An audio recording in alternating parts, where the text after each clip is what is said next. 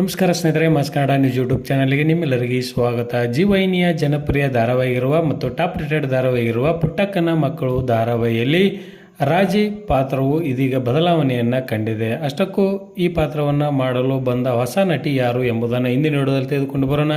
ಮೊದಲ ಬಾರಿಗೆ ನಮ್ಮ ವಿಡಿಯೋ ನೋಡ್ತಿದ್ರೆ ಉಚಿತವಾಗಿ ಸಬ್ಸ್ಕ್ರೈಬ್ ಮಾಡಿಕೊಳ್ಳಿ, ಪಕ್ಕದಲ್ಲಿರೋ ಬೆಲ್ಲೈಕನ್ ಮೇಲೆ ಪ್ರೆಸ್ ಮಾಡಿ. ನೀವು ಸಹಿತ ಈ ಧಾರಾವಾಹಿಯನ್ನು ಇಷ್ಟಪಡ್ತಿದ್ದರೆ ಈ ವಿಡಿಯೋಗೆ ತಪ್ಪದೆ ಒಂದು ಲೈಕ್ ಮಾಡಿ.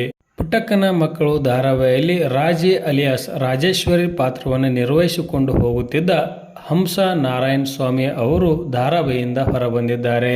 ಬಿಗ್ ಬಾಸ್ ಸೀಸನ್ 11ರಲ್ಲಿ ಸ್ಪರ್ಧಿಯಾಗಿ ಬಂದಿದ್ದ ಇವರು ಬಿಗ್ ಬಾಸ್ ಮನೆಯಿಂದ ಹೊರ ಬಂದಾಗಲೂ ಸಹಿತ ಈ ಧಾರಾವಾಹಿಯಲ್ಲಿ ನಟನೆಯನ್ನು ಮಾಡಲಿಲ್ಲ. ಏಕೆಂದರೆ ನಿರ್ದೇಶಕರು ಮತ್ತು ಹಂಸ ಅವರು ವೈಮನಸ್ಸನ್ನು ಮಾಡಿಕೊಂಡಿರುವ ಕಾರಣಕ್ಕಾಗಿ ಇವರು ರಾಜಿ ಪಾತ್ರಕ್ಕೆ ಮುಂದುವರಿಯಲಿಲ್ಲ.